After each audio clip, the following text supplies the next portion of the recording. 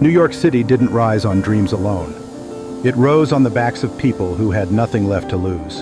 In the late 1800s and early 1900s, the city was exploding. Millions of immigrants from Italy, Ireland, Eastern Europe, China, and beyond poured into Manhattan, chasing the faintest promise of opportunity. By 1900, more than 80% of New Yorkers were immigrants, or the children of immigrants, crammed into neighborhoods built for a fraction of their number. They arrived to find a city bursting at the seams. Tenements stacked families like cargo, rooms with no light, no ventilation, and sometimes no running water. Entire blocks shared a single outhouse. Disease moved faster than hope. For many, childhood wasn't a stage of life. It was a job description. And yet, in the middle of this harsh reality, there was resilience, raw, stubborn survival. Jacob Riis captured it all through his lens. The overcrowded rooms, the alleys where children slept, the exhausted faces of people who kept going anyway. This was New York before the skyscrapers, the city that shaped America. A city built from poverty and the hard labor of those simply trying to survive on the harsh streets that had become their home.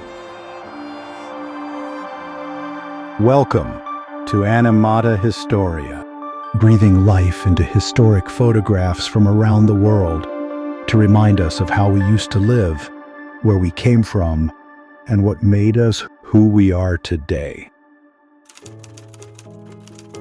In this episode, we are reanimating street life in New York in the late 1800s.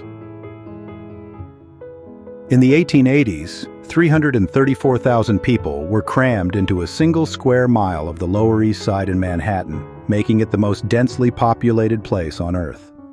They were packed into filthy, disease-ridden tenements, 10 or 15 to a room, and the well-off knew nothing about them and couldn't care less if they did. The slums of Manhattan were a world unto themselves, cramped, brick-walled canyons where sunlight barely touched the ground. Families crowded into airless tenement rooms carved out of old warehouses and subdivided again and again until whole lives unfolded in spaces no larger than a horse stall. Narrow courtyards patched with broken boards and sagging roofs became the only outdoor rooms these people knew. The smell of coal smoke, rotting garbage, and too many bodies lingered in the streets. Most who lived here hadn't come seeking misery. They came chasing the promise of America. Irish fleeing famine, Italians escaping poverty, Jews evading persecution in Europe. They arrived with nothing but hope, and the city, bursting at the seams, funneled them into the only housing they could afford: the overcrowded tenements of the Lower East Side and Hell's Kitchen.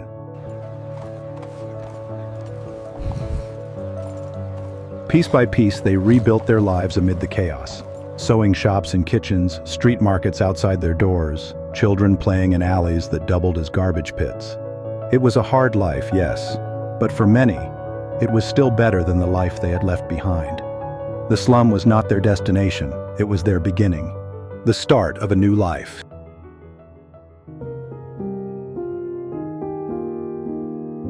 Jacob Riis, How the Other Half Lives. Jacob Riis came to New York from Denmark in 1870 with almost nothing, just an immigrant chasing a chance. Instead, he found a city overflowing with poverty and overcrowded tenements. After drifting through odd jobs, he became a police reporter, following officers into the darkest corners of the Lower East Side. What he saw there changed him, as he realized how a city with so much promise and hope was in reality burdened with a population struggling to survive. When Riis arrived in New York City, he was one of a large number of migrants and immigrants seeking prosperity in a more industrialized environment, who came to urban areas in the years after the American Civil War.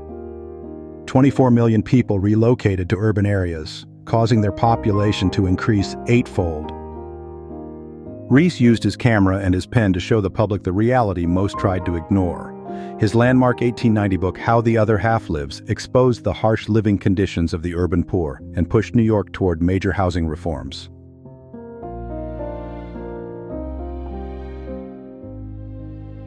His work caught the attention of Police Commissioner Theodore Roosevelt, who became both an ally and a close friend. A 1905 photograph of Riis standing with Roosevelt and educator John Hale Vincent captures that moment in history. The once struggling immigrant, now beside a future president, recognized for revealing truths others refused to see. After Roosevelt became president, he wrote a tribute to Riis in the March 1901 edition of McClure's magazine. He wrote, "The countless evils which lurk in the dark corners of our civic institutions, which stalk abroad in the slums and have their permanent abode in the crowded tenement houses, have met in Mr. Riis the most formidable opponent ever encountered by them in New York City." Strong words indeed from such an influential figure of his era. When childhood meant work.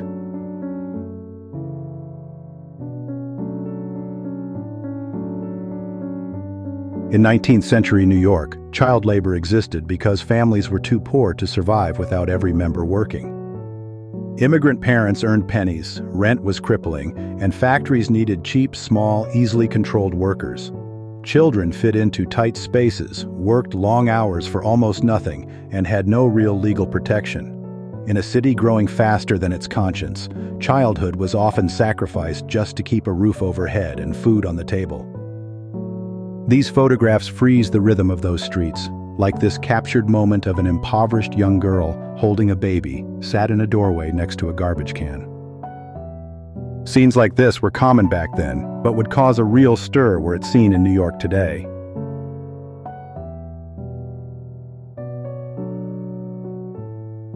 Looking back at these historic photographs, it is clear to see that childhood back then was so very different from our own. In fact, it was Jacob Riis who influenced the social photographer Lewis Hine, a man whose images helped end child labor in America. We covered Hine's impact on child labor laws in an earlier video, which you can still find in the video section on this channel if you have yet to watch it.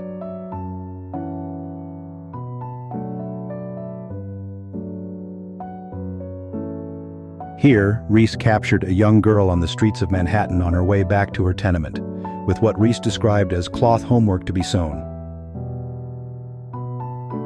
As Lewis Hine documented so thoroughly in his important photographs, at the start of the 20th century, it was common to find children helping their parents work from home. Idle hands led to starvation and homelessness in those days, and to be honest, even those working every hour of the day would often meet the same fate. Here we see a family of Czech immigrants making cigars in their living space. The man and woman are working at a cigar mold. The oldest child is preparing tobacco leaves, while the youngest sits idly by. This famous photograph shows 9-year-old Katie from the West 52nd Street Industrial School, who keeps house in West 49th Street. When Riis asked what kind of work she did, she promptly replied, "I scrubs." Riis noted that her look guaranteed that what she scrubbed came out clean. Katie lived on the top floor of a tenement with her older sister and 2 brothers, all of whom worked. Their mother had died, and their father had remarried. Katie took on all the household duties, including scrubbing, sweeping, and preparing meals for her working siblings. In the photograph, she appears older than her 9 years, her indifferent and serious expression reflecting the harshness and heavy responsibilities of her life. Riis used this photograph as a central piece in his 1892 book, The Children of the Poor, to highlight the plight of impoverished children in New York City's slums.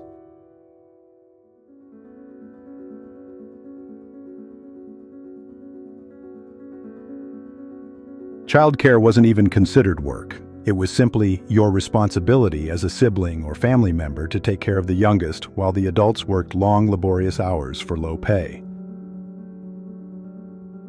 But for the child in the caring role, it meant putting their own childhood on a back seat while they did what we would consider today to be the role of adults. Infant mortality in late 19th century New York was staggering. Between the 1870s and 1890s, nearly 1 in 4 children died before reaching the age of 5. Tuberculosis, cholera, typhoid, diphtheria, and measles spread rapidly through overcrowded neighborhoods. Polluted water, poor sanitation, and densely packed tenements turned everyday life into a constant struggle for survival. In the slum districts of New York, the average life expectancy was rarely more than 30 years. Compare that to the city's wealthiest neighborhoods, where residents could expect to live 20 years longer or more. In the same city, a single street could determine the length of a life. In an era when childhood meant work, there was no time for idle hands. If your children weren't contributing in some way to the family's financial demands, it could have catastrophic consequences for them all. This wasn't a time of choice, but of necessity. The scarcity of jobs in the city inevitably led to crime as an essential means of survival. In a narrow street of Hell's Kitchen, boys reenact the method they used to steal from those who have collapsed unconscious. This was not play, but survival shaped by environment. Poverty, overcrowding, and neglect turned childhood into apprenticeship for the street.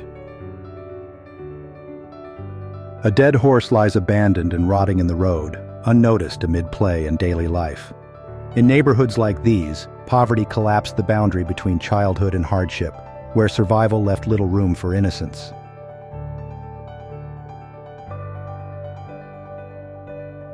In this photo, Riis captured a group of children who had gathered in Mullins Alley in the Cherry Hill area of Lower Manhattan. In a city struggling with hardship, poverty, and basic survival, it was vital to stick together during rare moments of off time.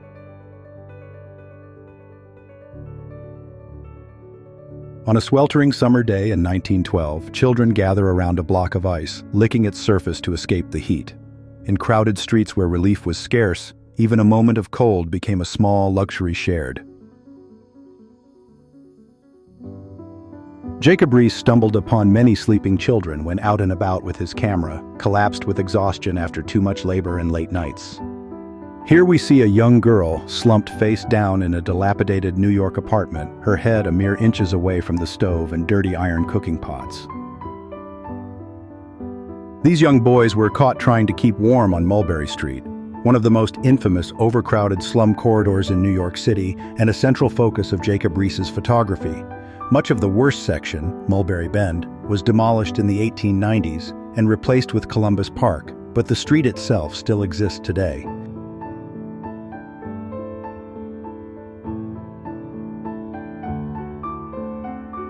In the latter part of the 19th century in New York City, historians estimate that between 30 and 60,000 children were homeless and on the streets at any given time.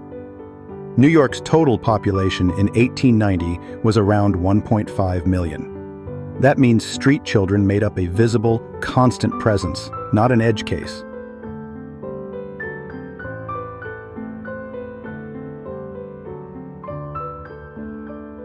At night, children claimed whatever shelter the city offered. Doorways, stairwells, corners of stone and brick. Exhausted from work and hunger, they slept where they collapsed, unprotected and unseen. These were not exceptions, but routine scenes in New York streets, where childhood ended early and survival came first.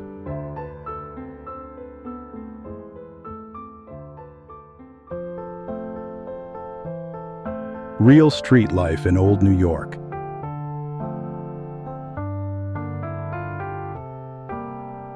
Bandits' Roost is one of Riis's most famous photographs. Taken in a narrow alley off Mulberry Street, it exposes a space few outsiders ever entered. The men and boys gathered there lived by the rules of the street, shaped by poverty, overcrowding, and neglect. This photograph actually helped trigger action, too, as within a decade, the Mulberry Bend slum was condemned, demolished, and erased from the map. The alley vanished, replaced by open air and public parkland, one of the first urban reforms driven by photography. Riis described these men as dock rats drinking beer under a dock.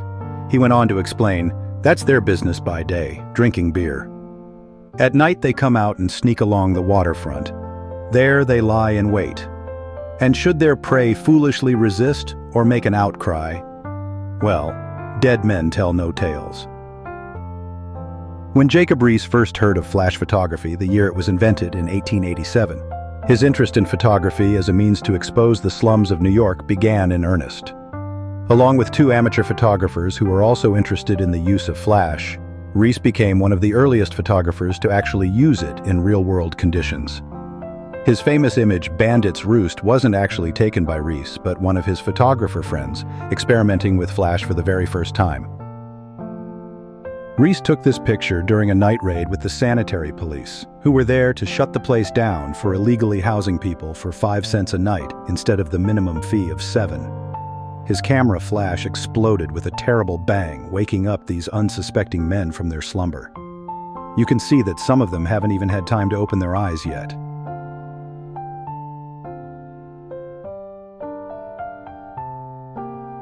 Riis may not have discovered Chinatown, but he made it visible to audiences who preferred not to look, tying the neighborhood to broader conversations about urban poverty and reform. In his first lecture, Riis said, "Parts of New York City are indeed like the fires of hell. 3/4 of the people live in tenements, 37,000 tenements, and nearly 1.2 million people call them home."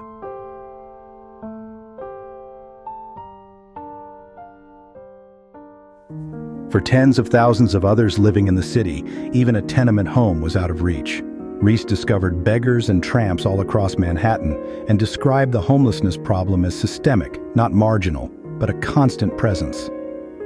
Please, sir, spare a coin. Anything at all. I'm starving.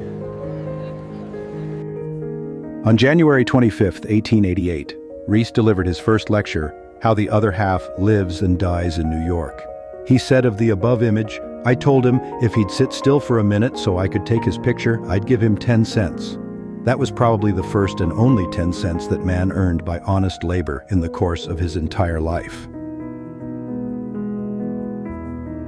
In the low, broken space beneath the dump, a man bends quietly over the refuse at his feet. He works without urgency, hands moving only within reach, as if this small patch of ground is all that belongs to him. Light cuts in sharply from above, illuminating what others have thrown away and what he must search through to survive.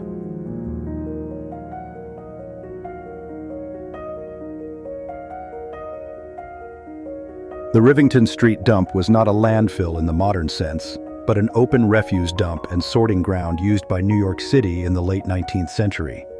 Jacob Riis described and photographed it as a place where people lived entirely off what the city discarded.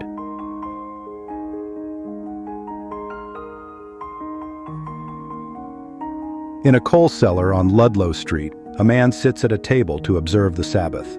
The space is dark, improvised, pressed tight by necessity, yet the ritual holds. Bread sits before him. His gaze is steady, alert, meeting the world beyond the frame. Here, even underground, dignity and belief survive alongside deprivation.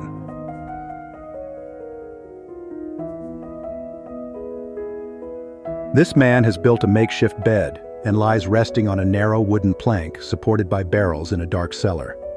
Without the innovations of both Riis as a journalist on a mission and the newly discovered flash photography, photographs like these simply wouldn't have been possible.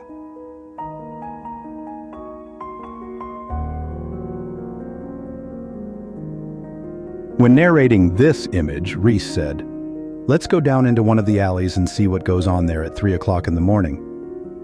For 2 cents, you can get a round of drinks and have the privilege of sleeping all night on the table, or under it. Tramps, all of them." These were the images that shone a light into the darkest corners of a city destined for greatness. History shows us the suffering and mistakes of the past to remind us to always keep the light shining and illuminate the darkness within our ever-changing society. For it is in the light, and only the light, that truth and equality for all can finally prevail.